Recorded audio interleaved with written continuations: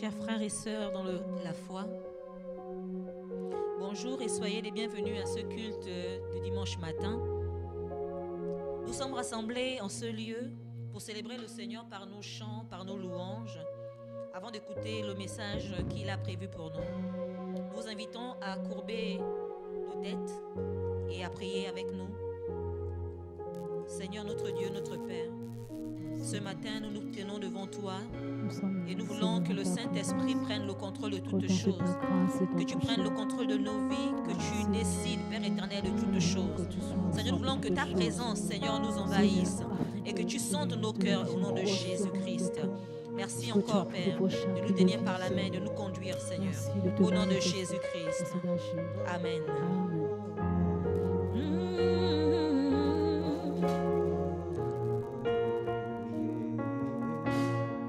Seigneur, tu appelles le peuple que tu as choisi à combattre en ton nom, à vaincre l'ennemi,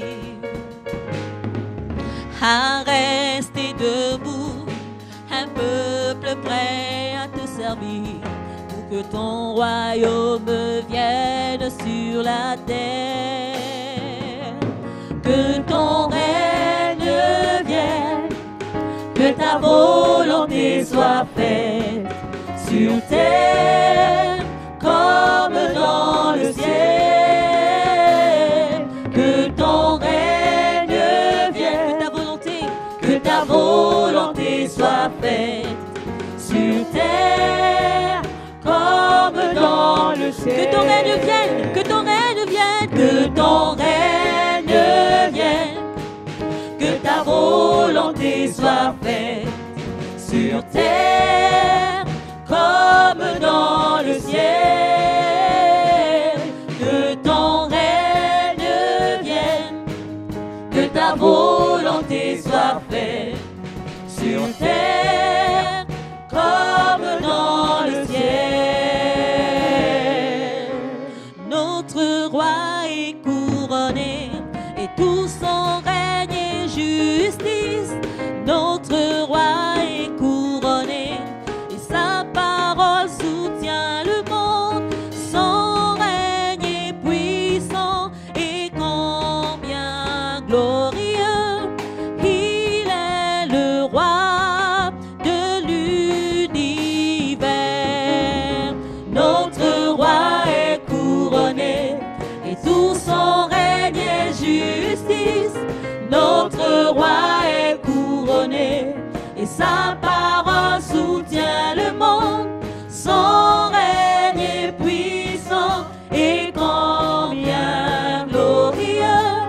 Il est le roi de l'univers. Notre roi est couronné et tout son règne est justice.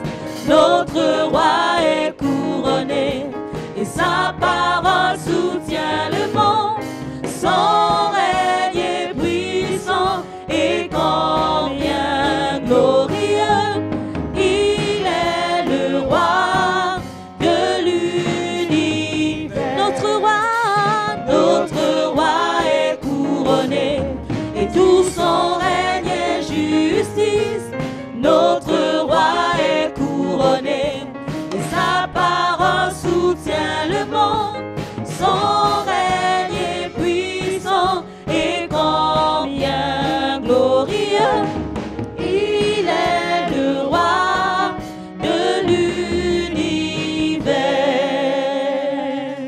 Tu es le roi de l'univers, Seigneur. C'est pourquoi nous voulons célébrer ta victoire, Jésus. Nous voulons célébrer le ressuscité, celui qui a créé la terre et le ciel, celui qui se lève à la droite du Père et qui combat pour nous, Père. Nous te bénissons, Jésus. Alléluia, gloire à toi, Jésus.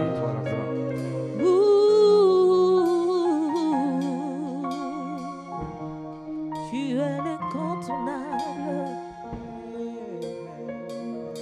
Maintenant je sais que tu es le vrai Dieu, juste et véritable et l'incontournable.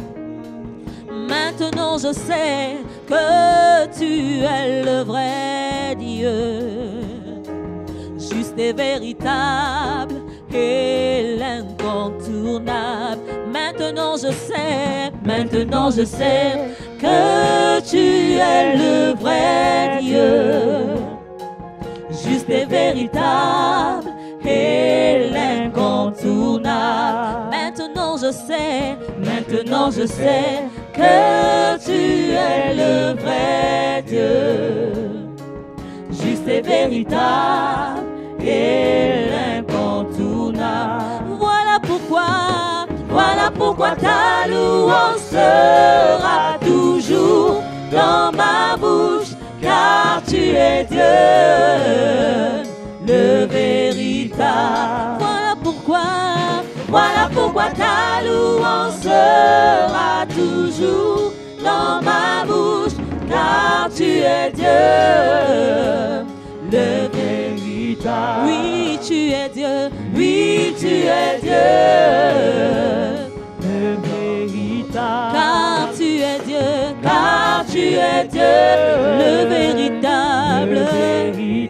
Oui, tu es Dieu, l'incontournable. Voilà pourquoi ta louange sera toujours dans ma bouche, car tu es Dieu, le véritable. Oui, tu es Dieu, l'incontournable. Je sais,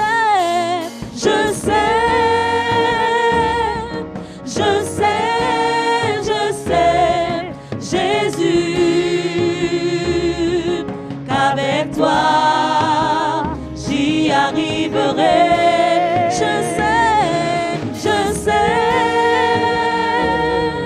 Je sais, Jésus,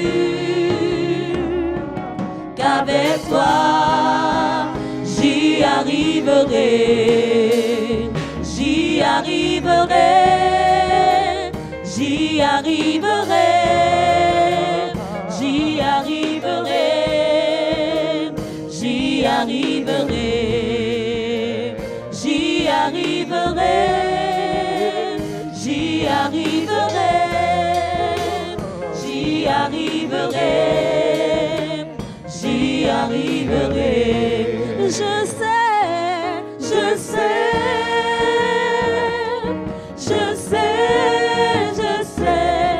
Jésus, qu'avec toi j'y arriverai.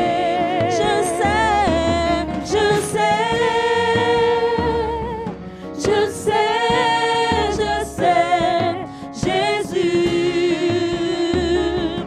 avec toi j'y arriverai. Alléluia. Seigneur, nous élevons ton nom plus haut, Jésus. D'un cœur reconnaissant ce matin, nous élevons ton nom plus haut, Jésus. Nous élevons ton nom plus haut, Seigneur. Nous élevons ton nom plus haut, Seigneur. Alléluia, gloire à toi, Seigneur. Toi qui es là présent pour nous, Jésus, à toute situation, Père. Oh, plus haut, plus haut. Nous élevons ton nom. D'un cœur reconnaissant, tu es le Seigneur glorieux. Hosanna au plus haut des cieux. Nous élevons ton nom. Nous élevons ton nom. D'un cœur reconnaissant.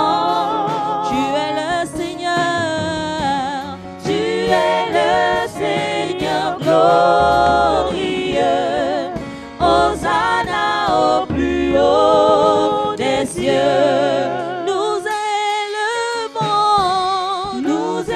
élevons ton nom. Nous élevons ton nom. D'un cœur reconnaissant. Tu es le Seigneur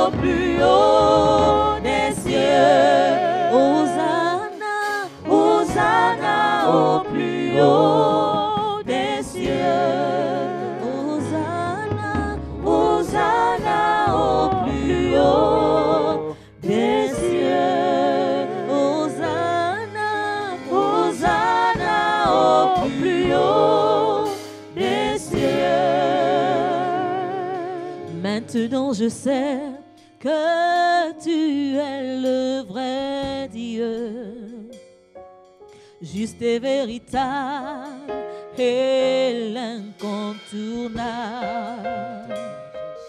Maintenant je sais que tu es le vrai Dieu, juste et véritable et l'incontournable. Maintenant je sais que tu es le vrai Dieu, juste et véritable et l'incontournable. Maintenant je sais que tu es le vrai Dieu, oui le véritable, juste et véritable et l'incontournable. Maintenant je sais que tu es le vrai Dieu, juste et véritable et l'incontournable. Voilà pourquoi ta louange sera toujours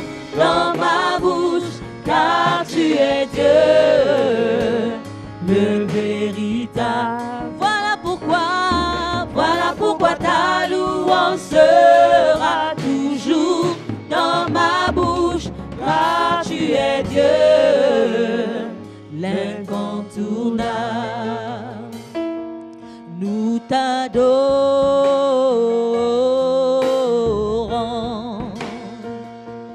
nous t'adorons, t'adorons, nous t'adorons, t'adorons, nous t'adorons,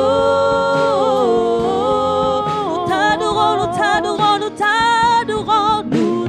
t'adorons, nous t'adorons, nous t'adorons.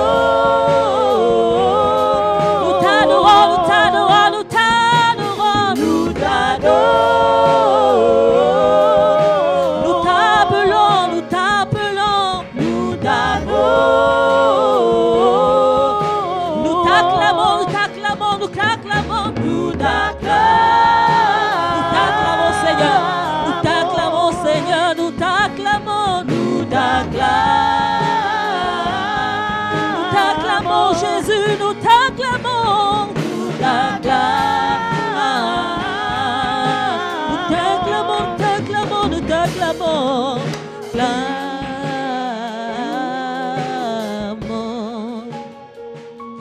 Voilà pourquoi ta louange sera toujours dans ma bouche, car tu es Dieu, le véritable. Oui, tu es Dieu, l'incontournable. Voilà pourquoi ta louange sera toujours dans ma bouche, car tu es Dieu, le véritable. Oui, tu es Dieu, l'incontournable. Que ta présence en nous, Seigneur, devienne réelle, Jésus. Que ta présence en nous devienne réelle, Père éternel. Nous désirons ta présence au milieu de nous ce matin. Nous désirons ton toucher, Seigneur, dans nos vies. Nous désirons un changement, une transformation dans nos vies ce matin. Alléluia, gloire à toi, Seigneur. Touche-nous ce matin. Touche-nous ce matin. Que ta présence nous touche, Père. Que ta présence nous touche, Jésus. Que ta présence nous touche maintenant. Au nom puissant de Jésus. Au nom puissant de Jésus. Alléluia, gloire à toi, Seigneur.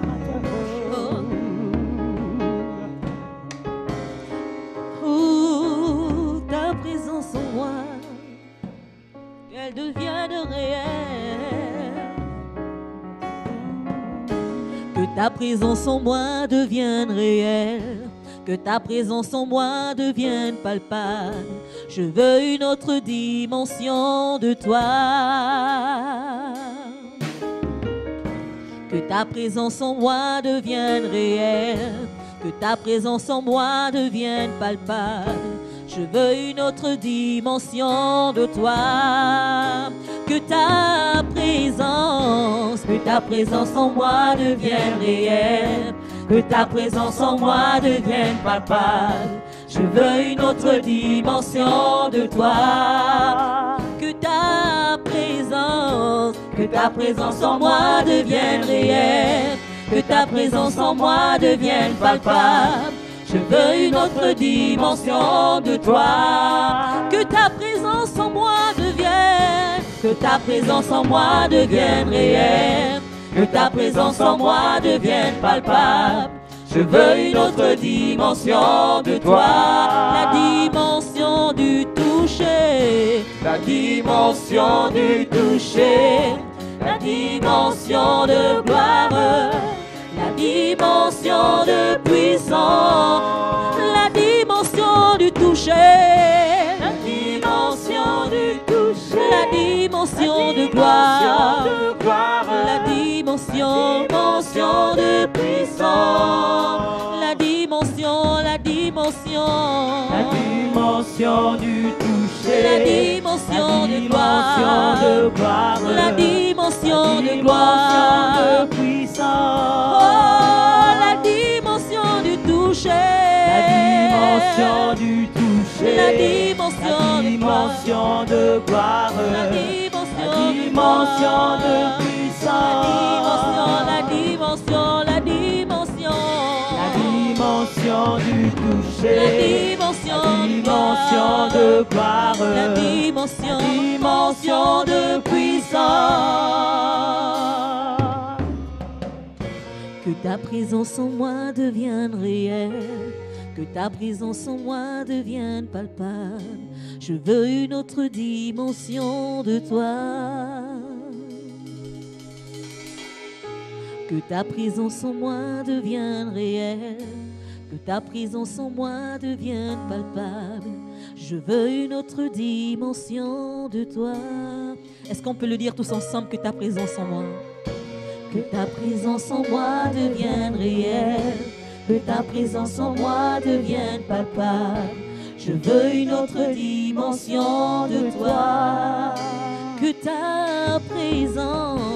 ta présence en moi devienne réelle, que ta présence en moi devienne palpable. Je veux une autre dimension de toi. Que ta présence en moi, Seigneur, que ta présence en moi, que ta présence devienne réelle, Jésus, qu'elle soit palpable dans ma vie, Père. Je veux une autre dimension de toi. Que ta présence en moi, Seigneur, que ta présence en moi devienne réelle, que ta présence en moi devienne palpable. Je veux une autre dimension de toi. Encore une fois, que ta présence en moi, que ta présence en moi devienne réelle, que ta présence en moi devienne palpable. Je veux une autre dimension de toi. Est-ce que tu peux dire quelque chose à Jésus? À toi la gloire, Alléluia, Jésus-Christ. Merci Seigneur. Merci pour le sacrifice à la croix, Jésus. Merci pour la transformation de ma vie, pour le changement, Père éternel. Que ta présence devienne réelle dans ma vie, Seigneur. Que ta présence devienne réelle et palpable en moi, Père éternel, ce matin. Alléluia, gloire à toi, Jésus.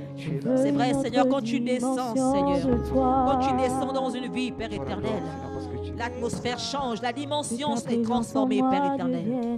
Gloire à toi, Jésus. Merci, Seigneur. Merci, Seigneur. Une autre dimension de toi. Que ta présence en moi devienne réelle. Que ta présence en moi devienne palpable. Je veux une autre dimension de toi.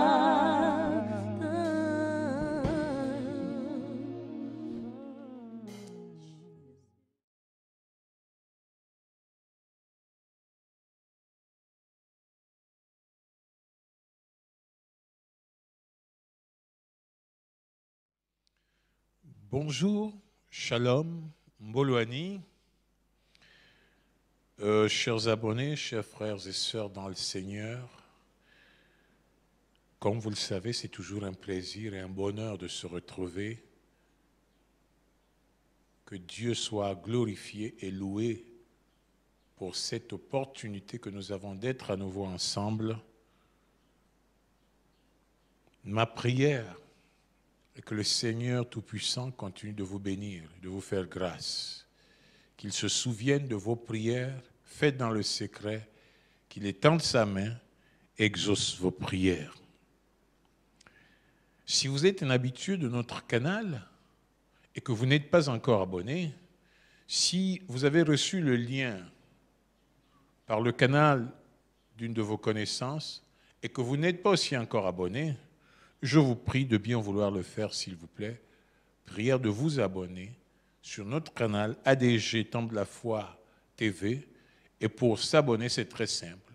Sur votre tablette ou sur votre ordinateur ou encore sur votre smartphone, il suffit de cliquer là où c'est en rouge écrit « Abonner » et c'est fait.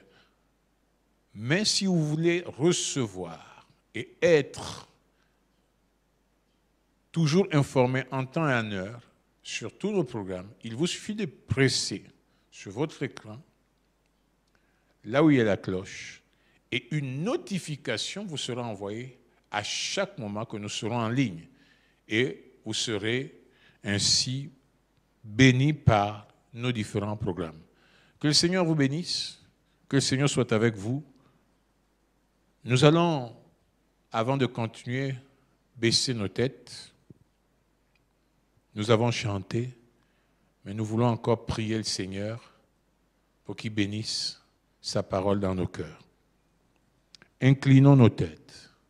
Notre Dieu et notre Père, toi qui es grand et glorieux, toi qui es merveilleux, nous venons devant ta face nous incliner, nous prosterner. Nous venons te demander pardon. Pardon, Seigneur, pour nos vies qui souvent ne t'honorent pas. Pardon, Seigneur, pour l'état de nos cœurs. Nous voulons rentrer dans ta présence ce matin, étant sanctifiés, étant lavés par le sang de Jésus, étant pardonnés. Seigneur, pardonne nos vies et accorde-nous la grâce qui vient de toi. Merci, Seigneur, de nous sanctifier. Nous prions que tu bénisses ces moments. Nous prions que le Saint-Esprit, l'Esprit de Dieu, nous conduise et nous dirige. Nous prions au nom de Jésus-Christ que tu nous fasses grâce. Dispose nos cœurs. Donne-nous l'entendement spirituel. Ouvre notre oreille, Seigneur, afin de comprendre la parole de Dieu. Merci, Seigneur, de m'accorder une langue dite exercée, une parole dite à propos, Seigneur, de me donner les dons qu'il faut, Seigneur, pour pouvoir partager ta parole. Bénis chacun de nous là où il est, que le Saint-Esprit puisse se manifester et que toute action des ténèbres soit renversée. Au nom puissant de Jésus, nous annulons et détruisons, Seigneur, les œuvres de notre ennemi. Merci de nous donner la victoire. C'est au nom de Jésus-Christ que nous avons prié. Et tous là où nous sommes, nous disons Amen. Que le nom du Seigneur soit béni, chers amis. Boloani, une fois de plus. Nous allons sans plus tarder prendre nos Bibles. Nous ouvrons nos Bibles dans le livre d'Éphésiens. Éphésiens au chapitre 3. C'est dans le Nouveau Testament. Et nous allons lire les versets 16 et 17. Éphésiens chapitre 3, versets 16 et 17. Voici ce qui est écrit dans Éphésiens chapitre 3, versets 16 et 17. Il est écrit ceci. « Afin qu'il vous donne, selon la richesse de sa gloire, d'être puissamment fortifié par son esprit dans l'homme intérieur. En sorte que Christ habite dans vos cœurs par la foi, afin qu'étant enraciné et fondé dans l'amour, voici ce que nous avons. Afin qu'il vous donne, selon la richesse de sa gloire, d'être puissamment fortifié par son esprit dans l'amour, dans l'homme intérieur, en sorte que Christ habite dans vos cœurs par la foi, afin qu'étant enraciné et fondé dans l'amour. Que le nom du Seigneur soit béni. Il est intéressant de noter que l'apôtre ne demande pas à Dieu de faire quelque chose de petit ou d'insignifiant. Il leur demande de faire quelque chose, il demande à Dieu de faire quelque chose qui est en phase avec son cœur, le cœur de Dieu et la volonté de Dieu. Il désire que Dieu bénisse, mais vraiment d'une manière exceptionnelle, le peuple d'Éphèse. Il parle de l'immensité infinie de la richesse de Dieu. Il parle de cette richesse que nous ne pouvons contenir ni comprendre. Oui, dans ce passage, Paul prie. Il prie pour les chrétiens d'Éphèse. Il invoque Dieu. Dans sa prière en faveur des Éphésiens, il fait 4 requêtes. Il fait 4 requêtes à Dieu. Il s'adresse à Dieu. La première est que Dieu leur donne le pouvoir de surmonter les épreuves par la force dynamique du Saint-Esprit qui est en eux. Il veut que Dieu leur donne cette force intérieure, ce pouvoir, cette capacité de surmonter les épreuves par la force dynamique du Saint-Esprit qui est en eux. Parce que, comme vous le savez, par nature, l'homme est terre à terre.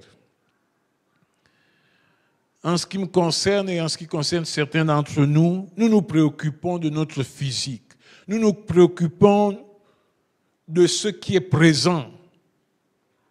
Nous nous préoccupons de notre santé. Mais Paul, sa priorité est ailleurs. Et il parle, il sait bien que l'aspect extérieur de l'homme ne dure pas. Cela s'étiole facilement avec le temps, avec les maladies. Et l'homme intérieur se dégrade, se détruit. Et l'homme extérieur, autant pour moi, se dégrade, se détruit. Et les croyants ne doivent pas négliger la nature spirituelle de l'homme. Souvent, nous avons tendance à vouloir paraître, à consacrer plus de temps dans ce qui est extérieur pour montrer aux autres notre valeur. Nous voulons ce qui frappe à l'œil. C'est ce que nous voulons présenter aux autres. Mais souvenez-vous que lorsqu'il fallait oindre David roi, Samuel, l'envoyé de Dieu pour le faire, fut aussi impressionné par le frère aîné de David. Quand il a vu son gabarit, un homme de guerre, un homme fort, costaud, il a dit « Ah, certainement, voici l'élu de Dieu ». Et à l'instant même, Dieu parla à son cœur, dit « Non, Samuel, ce n'est pas celui-ci, je l'ai rejeté. » Parce que l'homme regarde à ce qui frappe à l'œil et Dieu regarde au cœur de l'homme. Dieu regarde à l'intérieur. Et c'est cette prière qu'adresse Paul. Ce n'est pas qu'il néglige l'aspect extérieur ou tout ce qui est physique, tous ses besoins. Non. Il parle de l'homme intérieur. L'homme intérieur qui doit se renouveler. Et ce n'est pas qu'il néglige de prier pour les besoins physiques. Non, Paul ne nous conseille pas de ne pas prier pour les besoins physiques, c'est naturel. Mais il dit, ne négligeons pas aussi de prier pour les besoins spirituels. Parce que très souvent, ce que je vais dire, ce n'est pas vérifié ce que je vais dire. J'ai l'impression que par mois, 80% de notre temps de prière, c'est seulement pour les besoins physiques et non spirituels, pratiquement. Mais Paul dit de ne pas négliger. Il dit ne soyons pas négligents, parce que c'est important. Et dans la seconde requête de Paul en faveur des Éphésiens, il dit qu'il veut que Jésus soit profondément enraciné dans leur vie. Il dit, je veux que Jésus soit profondément enraciné dans vos vies. Oui, pour que chaque Éphésien, chaque chrétien d'Éphèse, laisse Jésus devenir le maître de sa vie, le maître de toutes ses attitudes, de son comportement. Il veut que Jésus prenne le contrôle total. Donc, il parle d'enracinement profond. Et c'est ce qu'il attend de toi, c'est ce qu'il attend de moi. Et cette prière, certainement, peut nous être aussi adressée, peut nous concerner aussi. Il veut que cela. Voilà pourquoi Paul, dans ses écrits, il parle. Il dit, dans Galates 20, et Galates 2, autant pour moi, il parle. Il dit, ce n'est plus moi qui vis, c'est Christ qui vit en moi. Ma vie en tant qu'homme, je ne la vis plus maintenant dans la foi au Fils de Dieu. Donc ce verset dit, j'ai été crucifié avec Christ. Galates 2, 20. J'ai été crucifié avec Christ. Et si je vis, ce n'est plus moi qui vis, c'est Christ qui vit en moi. Et si je vis maintenant dans la chair, je vis dans la foi au Fils de Dieu, qui m'a aimé et qui s'est livré lui-même pour moi. C'est ce qu'il dit. Que ce n'est plus moi qui vis, c'est Christ qui vit en moi. Même si je vis dans la chair, oui, mais je vis dans la foi au Fils de Dieu. Comprenons la profondeur. Ça, c'est la deuxième requête de Paul pour l'église d'Éphèse, les chrétiens d'Éphèse. Et ensuite, il y a une troisième requête. Paul dit ici, il prie pour la maturité chrétienne dans la foi. La maturité. Il demande la maturité chrétienne. Il dit, je veux que vous soyez matures. Il veut que chacun de nous s'enracine, devienne quelqu'un qui sait ce qu'il fait, qui comprend les choses de Dieu. Qu'on soit mature dans la foi. Et quatrième requête de Paul, c'est notre position. Il souligne que notre position est d'être en Christ. Et notre position, c'est Christ en nous. Comme nous le dit Colossiens chapitre 1, verset 27. Qui dit, à qui Dieu a voulu faire connaître quelle est la glorieuse richesse de ce mystère parmi les païens. Savoir Christ en vous, l'espérance de la gloire. Oui, il désire dans cette dernière requête que chacun connaisse sa position. Et il dit que cette position, c'est d'être en Christ. Et que notre possession, c'est que Christ soit en nous. Comprenons-le, les amis. C'est très important. Jésus, notre Seigneur, veut être en nous, vivre en nous. Il veut être avec nous chaque jour. C'est pas comme Jésus ne veut pas juste nous rendre visite, comme un chef ou un inspecteur ou un général qui viendrait inspecter ses troupes. Non. Jésus veut, par l'intermédiaire du Saint-Esprit, s'établir dans la vie de chaque croyant. Il ne veut pas juste être un inspecteur, un chef, un général qui vient visiter ses troupes de temps en temps. Non, il veut, par le canal du Saint-Esprit, s'établir dans ta vie, dans ma vie, afin de poursuivre l'œuvre puissante qu'il a commencée lorsqu'il était sur terre. L'œuvre de son évangile. C'est pour cela qu'il dit, dans Jean chapitre 15, dans son verset 5, il dit, Jean 15, verset 5, il dit, je suis le cep, vous êtes les sarments, celui qui demeure en moi et en qui je demeure porte beaucoup de fruits, car sans moi, vous ne pouvez rien. Oui, il dit, je suis le cep et vous êtes les sarments, celui qui demeure en moi et en qui je demeure porte beaucoup de fruits. Et sans moi, vous n'êtes rien, vous ne pouvez rien. Christ ne veut pas juste être une connaissance. Christ ne veut pas juste être un voisin qui habiterait le même quartier que nous, ou bien de palier, ou bien encore un voisin qui habiterait la même maison que nous, s'il faut dire comme ça.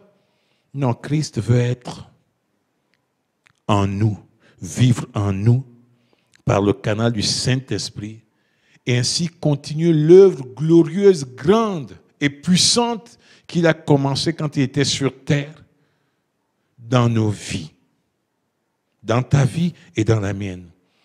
Quand l'apôtre parle de la richesse, la gloire de Dieu, déjà au chapitre 1er de ce livre, il parle des richesses et de sa grâce.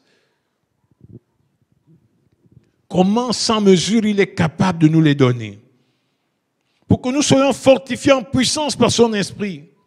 Quant à l'homme intérieur, ce n'est pas seulement l'apparence extérieure.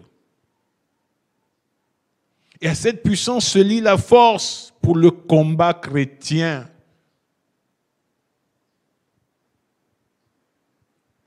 Nous sommes exhortés à nous fortifier dans le Seigneur par la puissance de sa force. C'est ce que dit Paul.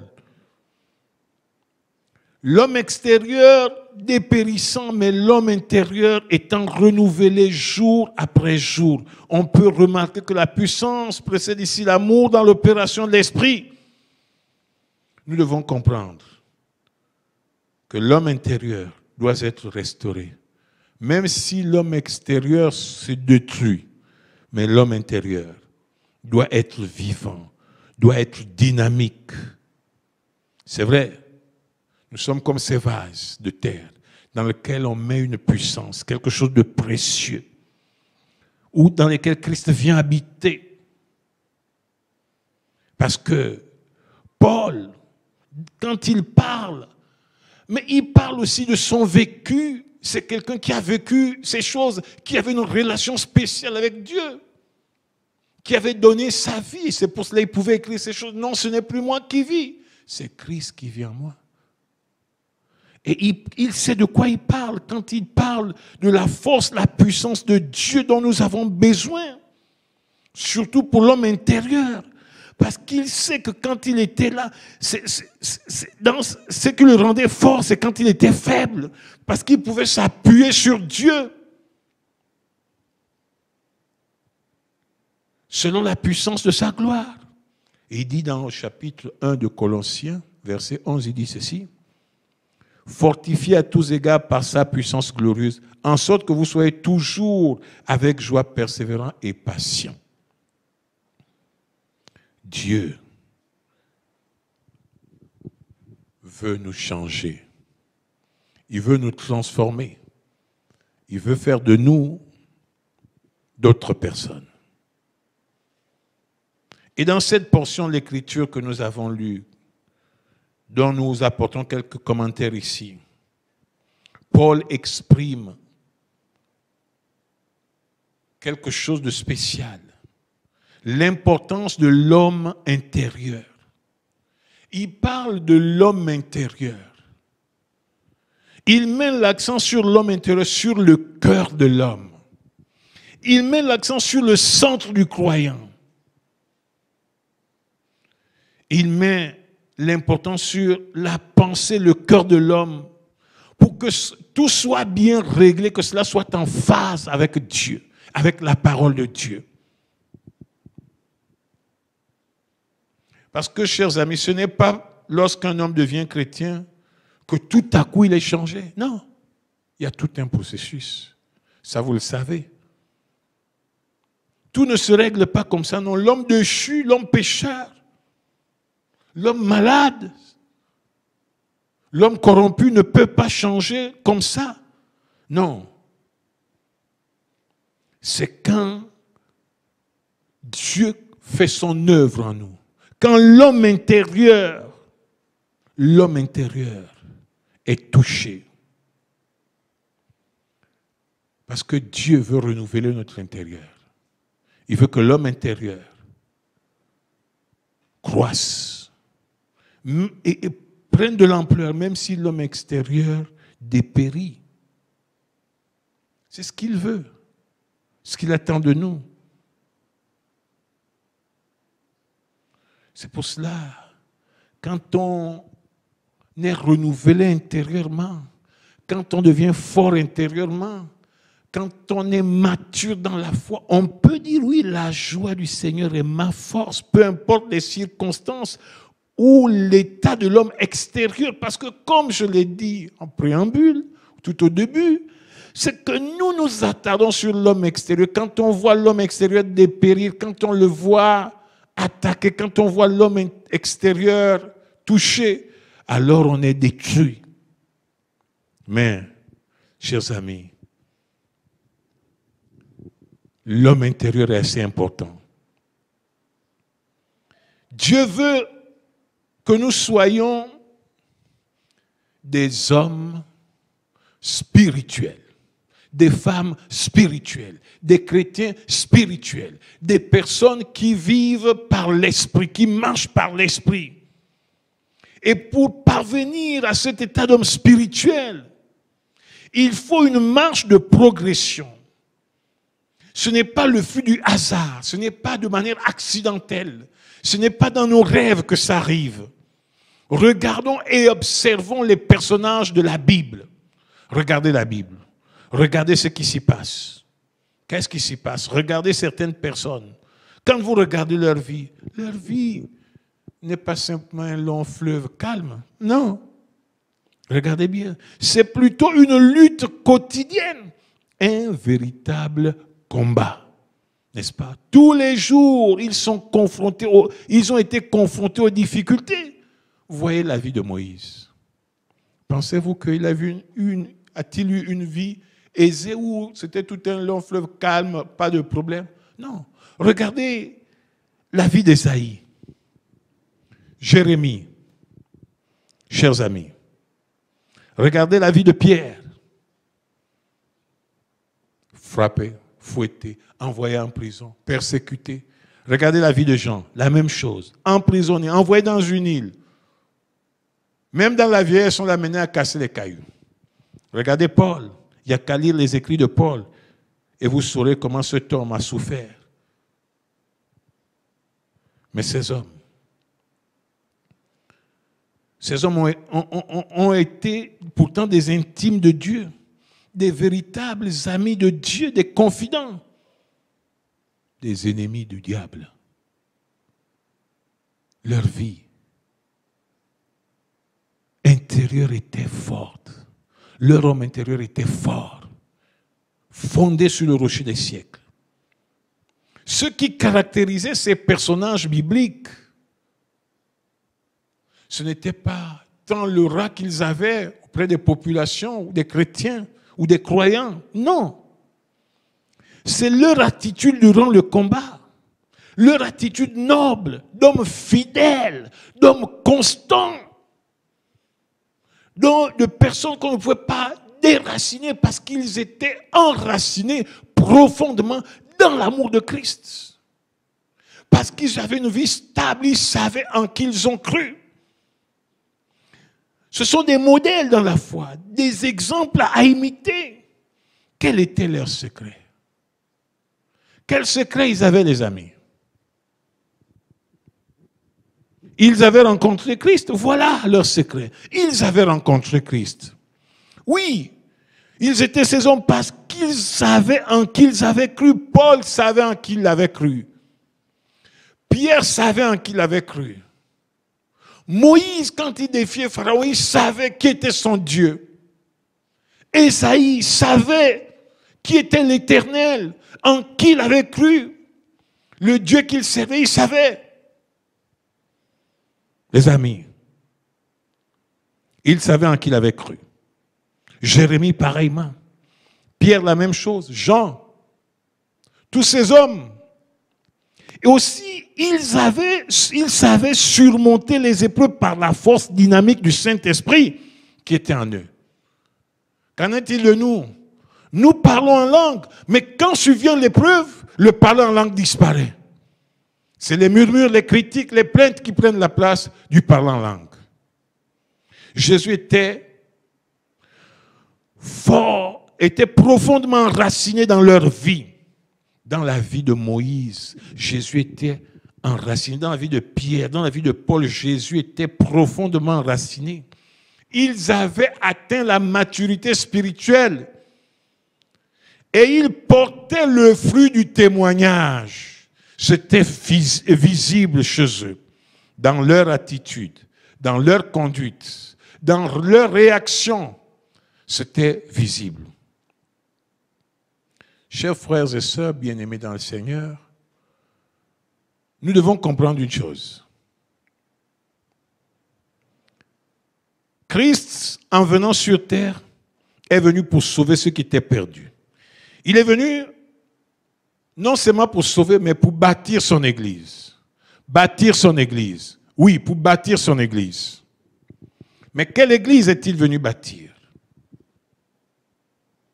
Parce que nous confondons les choses. L'Église du Seigneur, ce ne sont pas nos somptueux bâtiments. Ce n'est pas ça l'Église du Seigneur. Est-ce que ce sont nos somptueux bâtiments? Non. L'Église, ce n'est pas la grande foule de personnes qui se rendent au temple les dimanches. Non, ce n'est pas ça l'Église. L'Église, ce n'est pas la multitude des baptisés, parce que je suis baptisé, je suis l'Église. Non, l'Église, ce n'est pas ceux qui portent le nom de chrétien, qui le proclament ça et là, que je suis chrétien. Non, ce n'est pas ça l'Église. Christ n'est pas venu bâtir tout cela. Ce que Christ est venu bâtir, c'est tout autre chose. Nombreux sommes-nous dans la congrégation de Dieu sans connaître Dieu. Nombreux sont là dans la maison de Dieu, ils ne savent pas qui est Dieu. Ils sont au milieu de la congrégation, au milieu du peuple de Dieu, mais ils sont morts. La majorité de chrétiens que nous sommes, vivons que de l'extérieur, mais de l'intérieur, nous sommes morts. Un christianisme extérieur.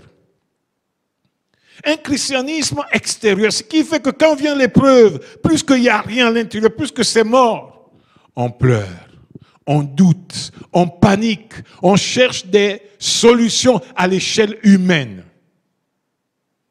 Parce que l'intérieur est mort, parce que l'homme intérieur ne vit pas, parce que l'homme intérieur est faible peut-être. Mais regardez, chers amis, ce qui explique que nous manquions de maturité dans la foi, de constance, que nous ne portions pas du fruit digne du témoignage de notre appartenance à Christ, car Jésus n'est pas enraciné dans nos vies, tout simplement. Parce que l'homme intérieur vit, mais l'homme extérieur vit, mais l'homme intérieur est mort, malheureusement. Quand vous voyez un enfant de Dieu, un élu de Dieu, quelqu'un qui chante la louange du Seigneur, quelqu'un qui dit qu'il est chrétien, quand il ne ressent plus dans son cœur la nécessité de gagner ceux qui sont perdus, c'est qu'il y a un problème. C'est que c'est mort à l'intérieur. Quand il ne ressent plus, il n'y a plus cette envie, cet amour, cette passion, cette compassion pour ceux qui sont perdus, c'est que quelque chose ne va pas. C'est totalement anormal. Celui en qui vit l'Esprit de Dieu ne peut pas ne pas avoir l'envie de gagner les âmes. Ce n'est pas possible. C'est qu'il y a quelque chose qui est mort. Ou alors il y a quelque chose qui est malade. Si la prière, la lecture de la parole de Dieu n'est pas une habitude ou une priorité autant pour moi quotidienne pour un enfant de Dieu, c'est qu'il n'est pas un enfant de Dieu.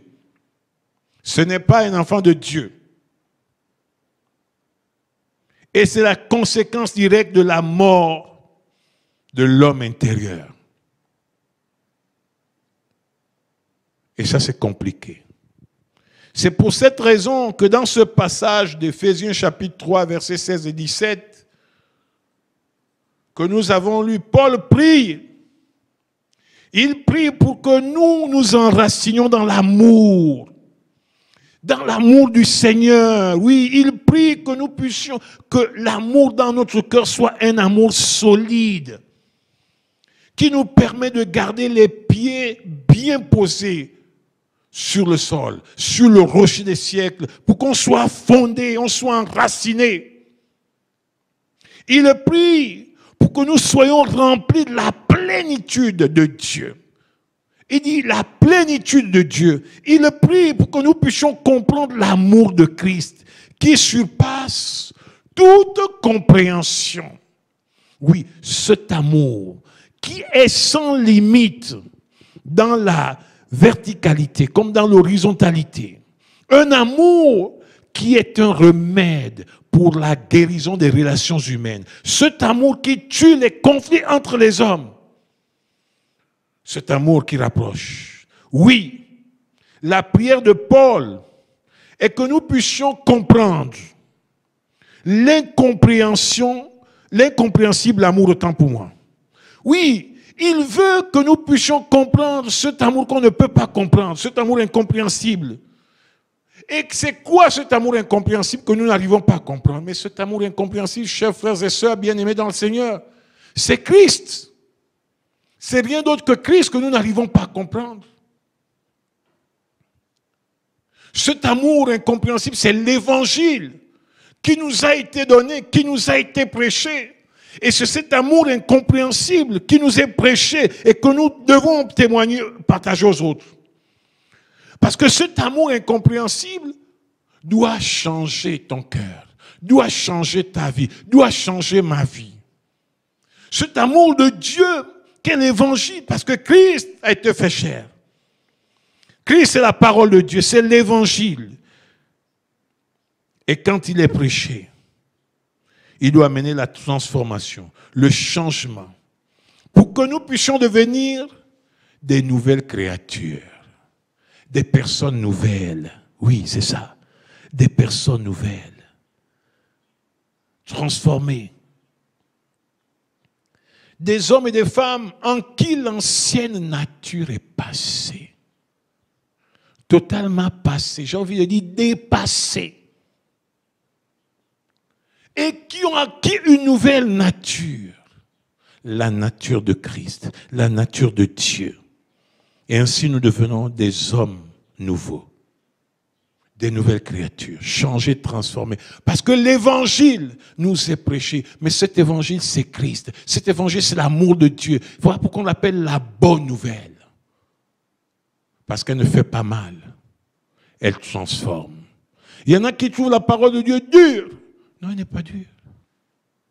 L'amour n'est pas dur. Elle vient pour vous transformer. Mais bien aimé dans le Seigneur, comprenez-le. Oui, vous devez le comprendre, mais bien aimé dans le Seigneur. Ce tableau que nous venons de peindre, qui semble formidable, où chacun de nous peut aspirer, mais pour y arriver, chers amis, c'est compliqué. Il faut que cela commence par l'intérieur. Parce que ce qui vient de l'intérieur est vrai, contrairement à ce qui vient de l'extérieur. Ce qui vient de l'intérieur est vrai, c'est le véritable témoignage. Oui, je veux dire ceci. Le témoignage extérieur ne doit pas être plus grand que le témoignage intérieur. Le témoignage extérieur ne doit pas être plus grand que le témoignage intérieur. Je veux dire cela, que ce que les gens voient de toi ne doit pas être différent de ce qui est à l'intérieur de toi. Si tu parais honnête, il faut qu'à l'intérieur tu sois honnête. Si tu parais être droit, il faut qu'à l'intérieur tu sois aussi droit. Il ne faut pas tomber dans l'hypocrisie, comme le faisaient les pharisiens. C'est pour cette raison que l'homme intérieur doit vivre. Que l'homme intérieur doit vivre. Qu'il y ait la vie en chacun de nous. Mais pourquoi l'homme intérieur est mort? Pourquoi il n'y a pas la vie dans l'homme intérieur? C'est parce que beaucoup n'ont pas une relation avec Dieu. Car la présence de Dieu fait vivre l'homme intérieur. C'est pour cela qu'on appelle ça encore homme spirituel. Dieu dit, approchez-vous de moi et je m'approcherai de vous. En d'autres termes, il dit, venez avec moi et je marcherai avec vous. Faites de moi votre intime et je ferai de vous mon intime. Soyez proches de moi et je serai proche de vous. Faites de moi votre ami et je ferai de vous mon ami. Que notre témoignage extérieur ne dépasse pas le témoignage intérieur. Un chrétien dont l'homme intérieur est mort, ce chrétien est spirituellement mort. Même s'il fréquente l'église, même s'il chante avec sa belle voix, il est mort. Et c'est pour cette raison qu'à l'intérieur, il n'y a plus de feu qui brûle. Tout s'est éteint. Et l'Esprit de Dieu ne reste pas dans ce qui est mort. L'Esprit de Dieu vit dans ce qui est vivant et non dans ce qui est mort. Nous devons comprendre cela. Mon frère, ma sœur, bien-aimés, chers abonnés, prenons la parole de Dieu et faisons un examen de nos vies pour regarder si tout va bien, pour voir si tout est normal en nous. Parce que beaucoup sont là, mais l'intérieur est mort. Nous ne pouvons pas être des chrétiens extérieurs. Non. Ce ne sont pas des hommes et des femmes spirituels. Ça commence par l'intérieur, pour s'extérioriser à l'extérieur. Parce que la beauté extérieure ne vaut pas celle de l'intérieur. La beauté à laquelle Dieu regarde, c'est celle de l'intérieur. C'est la beauté de votre cœur. Même si vous n'avez rien pour attirer les regards des hommes, même si votre apparence n'impressionne personne, mais votre intérieur peut impressionner Dieu. Votre intérieur peut impressionner les anges. Votre intérieur peut faire peur à Satan. Parce que vous êtes un homme, une femme qui intérieurement est solide, costaud, fort. C'est pour cela que nous devons revenir à la parole de Dieu pour reprendre un nouveau départ. Que les choses secondaires ne soient plus des priorités, mais que d'abord ma relation avec Dieu, comme l'a dit Paul, non, ce n'est plus moi qui vis, c'est Christ qui vit en moi. Et Paul cherchait cette relation avec Dieu. C'est pour cela qu'il dit qu'il faut que Christ soit enraciné, qu'il soit plus profond de nous. Oui, profondément enraciné dans nos vies.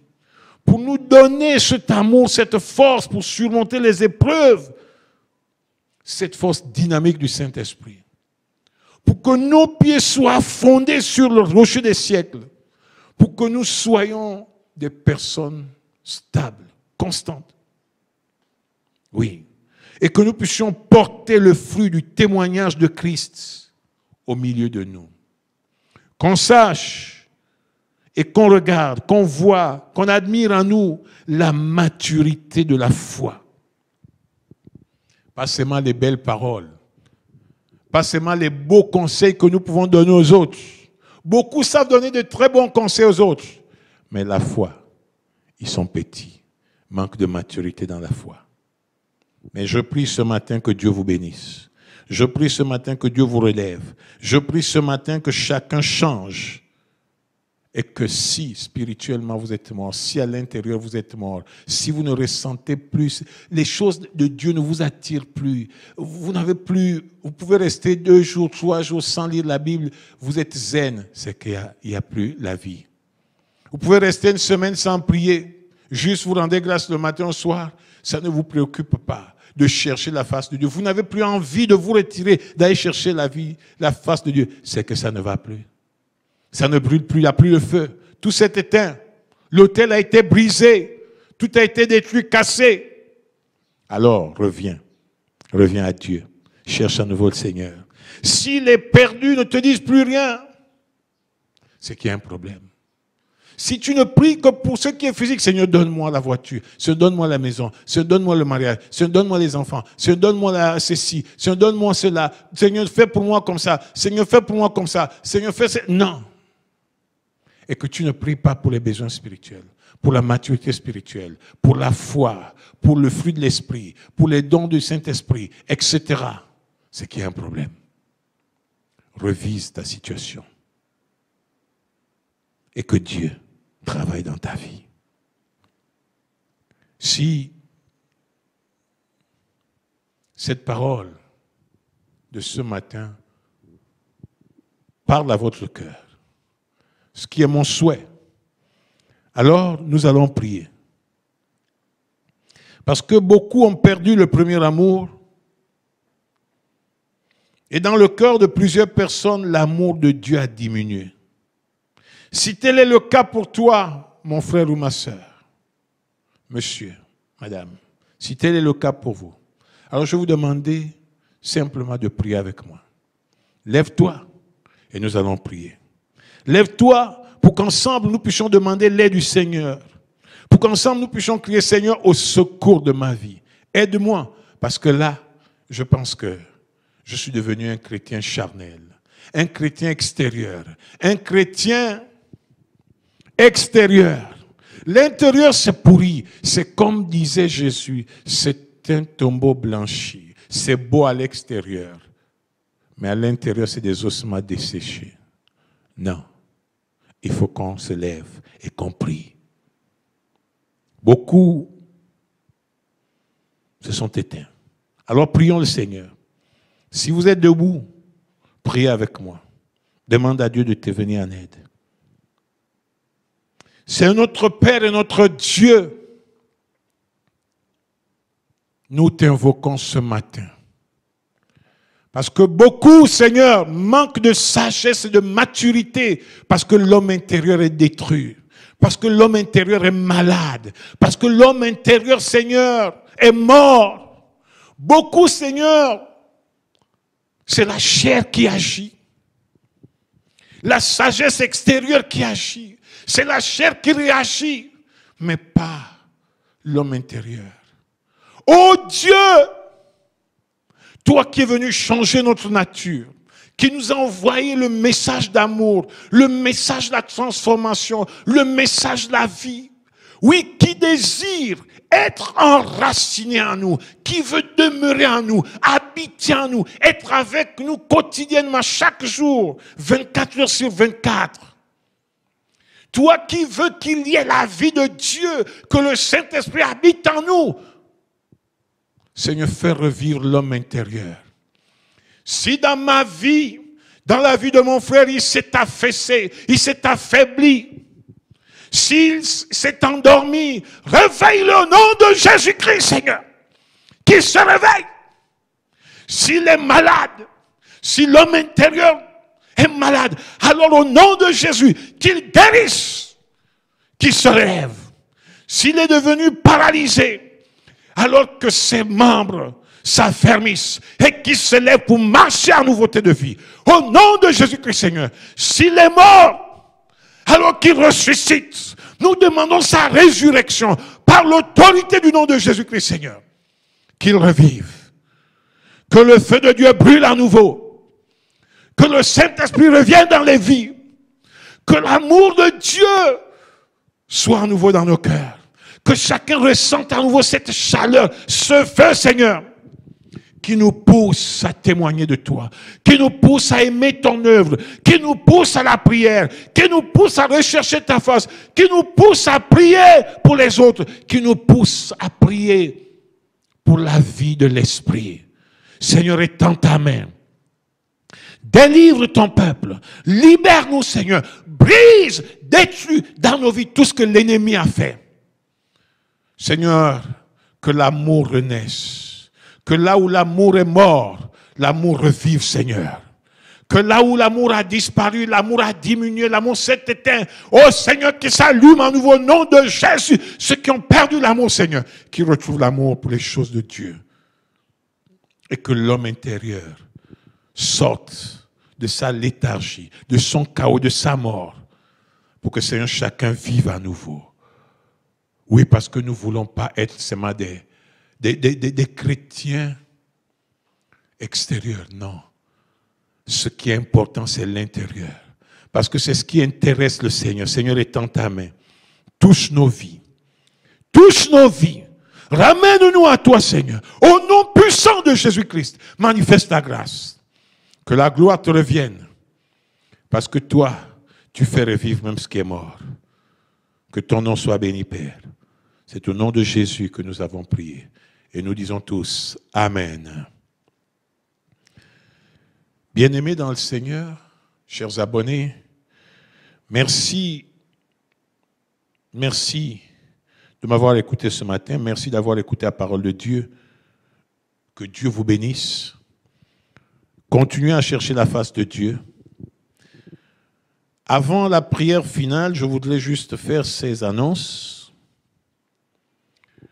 Au vu de la situation que nous connaissons tous, ouverture d'église, etc., avec toutes les conditions drastiques énoncées par le gouvernement de la République, nous, les assemblées de Dieu, nous avons décidé de garder nos temples fermés parce que ce n'est pas possible de satisfaire ces conditions-là.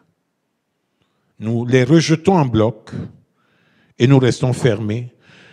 À partir de demain, nous rentrons dans un programme de jeûne et prière sur toute l'étendue du territoire. Nous voulons invoquer encore une fois de plus Dieu et aller dans vos différents forums.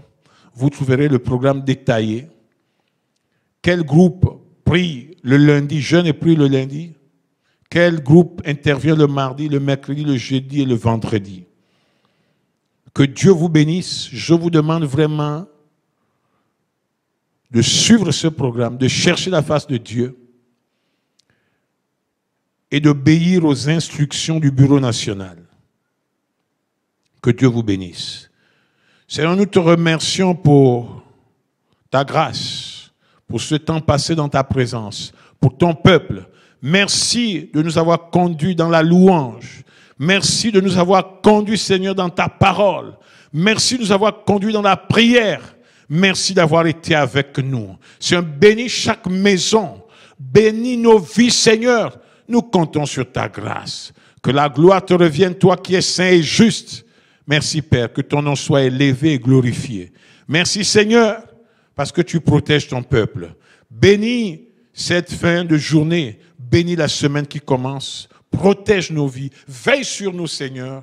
Que la gloire te revienne. Au nom de Jésus. Amen. Une fois de plus, chers amis, chers frères et sœurs, chers abonnés, bien-aimés, merci d'avoir été avec nous. Que Dieu vous bénisse. Soyons dans nos différents programmes pour qu'on puisse prier tous ensemble à partir de lundi. Que Dieu vous bénisse.